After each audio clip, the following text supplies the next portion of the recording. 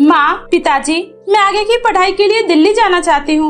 मुझे आगे की पढ़ाई करनी है। बेटी, तू तो जानती ही है घर की क्या स्थिति है। ऐसे में हम तेरे पढ़ाई का और खर्चा नहीं उठा सकते। जितनी हमारी हैसियत थी हमने तुम्हें पढ़ा दिया। अब यही गांव में रहकर सिलाई कढ़ाई करना सीख ले, आगे चलकर वही सब काम आएगा। पिताजी, माँ को समझाइए ना, मैं और पढ़ना चाहती हूँ। आप सबके लिए कुछ करना चाहती हूँ, बस मुझे एक मौका दे दीजिए प्लीज पिताजी। ठीक है बेटी, तू चिंता मत कर, तू दिल्ली जरूर जाएगी। मैं तेरे टिकट और कुछ पैसों का बंदोबस्त करवा देता हूँ। आपका बहुत बहुत शुक्रिया पिताजी। देखना, मैं आप सबकी मेहनत को यूँ जाया नहीं होने दूंगी। अब मैं कुछ बनकर ही वहाँ से लौटूंगी। उसके बाद राधा अपनी सहेली अर्चना और प्रिया के पास आती है। अर्चना और प्रिया, माँ बाबा मान गए, अब मैं भी तुम लोगों के साथ दिल्ली चलूंगी। क्या सच में? अब तो बहुत मजा आएगा यार। और देखना, हम चारों दोस्त फिर से अपने गांव का नाम रोशन करेंगे। चारों दोस्तों में राधा ही सबसे गरीब परिवार से थी। उसका परिवार दूसरे के खेतों में काम करके किसी तरह से अपना गुजारा किया करते थे। राधा बिटिया, मुझे माफ कर दे, मैं तेरे लिए कुछ नहीं कर पाया। जमींदार ने पैसे देने से मना कर दिया। तभी राधा की माँ पैसे लेकर आती है। राधा बिटिया, जी छोटा ना कर, ये ले पैसे। ये पैसे मैंने तेरी शादी के लिए जोड़े थे, लेकिन अब मुझे भी लगता है शादी से ज्यादा जरूरी तेरा अपने पैरों पर खड़ा होना है। ये ले बेटी, और जा खूब मेहनत कर, और जैसे अब तक गांव के स्कूल में हमारा नाम रोशन करते आई है, वैसे ही वहाँ भी अपने गांव का नाम रोशन कर। माँ, मैं आप सबके उम्मीदों पर खड़े होने के लिए अपनी पूरी जी जान से मेहनत करूँगी। माँ, पिताजी, बस आप दोनों मुझे अपना आशीर्वाद दीजिए।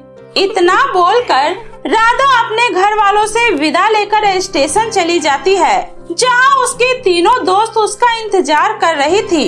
यार, मेरे पास तो टिकट ही नहीं है। अब विदाउट टिकट मैं तुम लोगों के साथ कैसे जा पाऊंगी?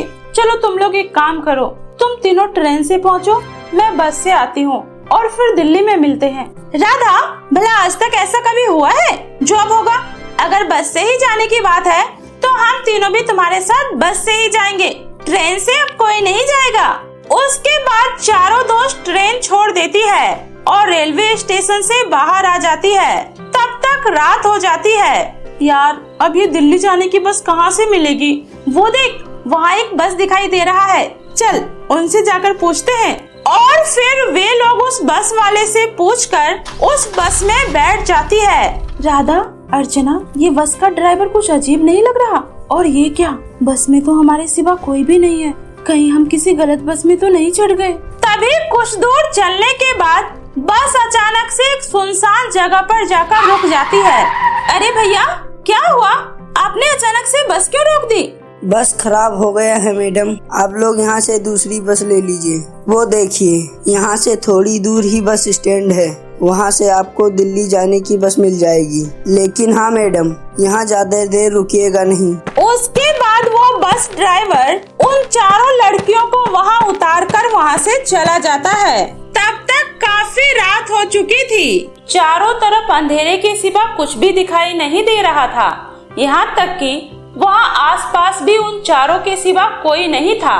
तभी अचानक से आसमान से तेज तेज बिजली करकराने की आवाज आती है। हे भगवान, ये कैसी जगह है? यहाँ तो बहुत ही ज्यादा डर लग रहा है। तभी अचानक से बहुत तेज बारिश शुरू हो जाती है। तभी उसी बिजली की रोशनी में उन लोगों को एक स्कूल दिखाई देता है। दोस्तों, वो देखो, वो स्कूल। चलो हम वहीं चलते हैं। आज की रात हम वहीं ठहर कर सुबह होने का इंतजार करते हैं। हाँ, ठीक है, चलो। उसके बाद चारों दोस्त रात बिताने के लिए उस स्कूल में जाने लगती है। तभी जैसे ही वो उस स्कूल के पास पहुंचती है, उसे पीछे से किसी की आवाज आती है। रुक जाओ, कौन हो तुम चारों, और इतनी रात को इस स्कूल के पास क्या कर रही हो? और तुम बिना इजाजत के इस स्कूल के अंदर जाने का सोच भी कैसे सकती हो? तुम्हारी हिम्मत कैसे हुई इस स्कूल की तरफ आंख उठाकर देखने की? हमें माफ कर दीजिए अम्मा, वो दरअसल बाहर बहुत बारिश हो रही थी, तो इसलिए हम रात बिताने के लिए इस स्कूल के अंदर जा रहे थे। सुबह होते ही हम सब यहाँ से निकल जाएंगे। बाहर बहुत तेज बारिश हो रही है, अगर हम इस ठंडी रात में बारिश में भीगते रहे तो हम चारों बीमार पड़ जाएंगे। कृपा कर आज की रात हमें इस स्कूल में बिताने की इजाजत दे दीजिए। ठीक है, जब तुम लोग इतना कह रही हो तो जाओ, लेकिन एक बात याद रखना, इस स्कूल के बाहर बरामदे में ही रहना।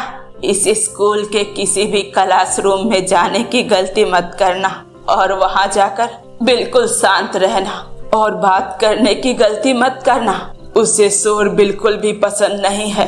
ठीक है अम्मा, आपने जैसा कहा है हम ठीक वैसा ही करेंगे।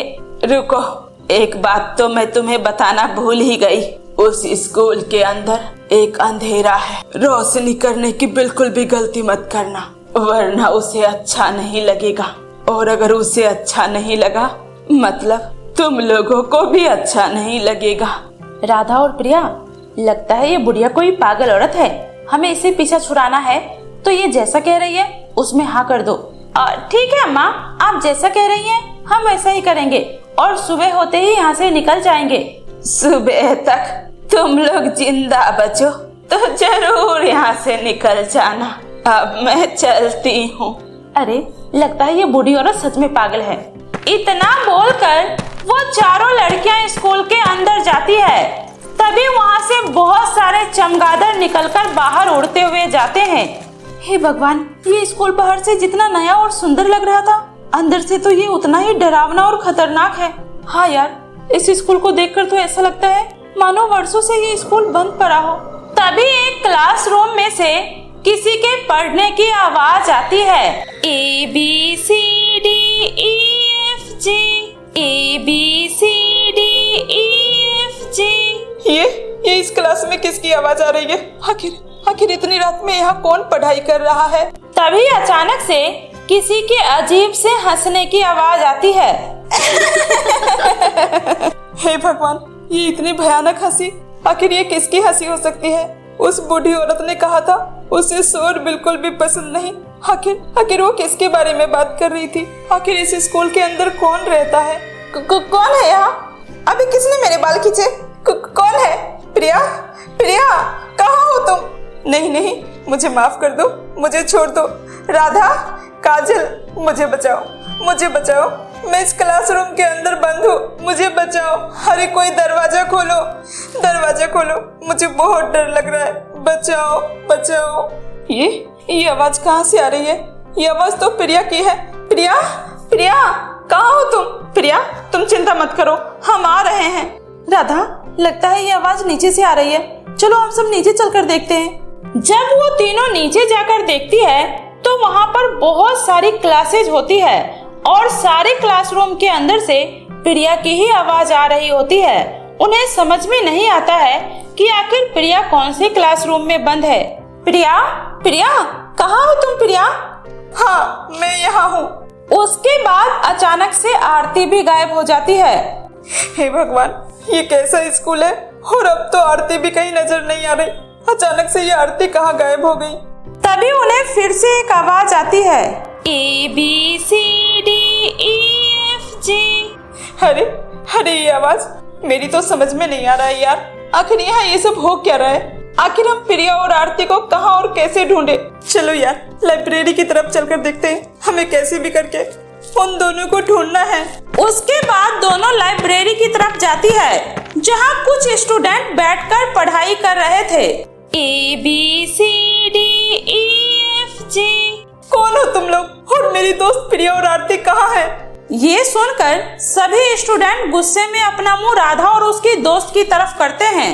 तभी उन सभी का चेहरा देखकर दोनों के मुंह से जोरदार चीख निकल जाती है, क्योंकि वो सभी भूतिया स्टूडेंट थे।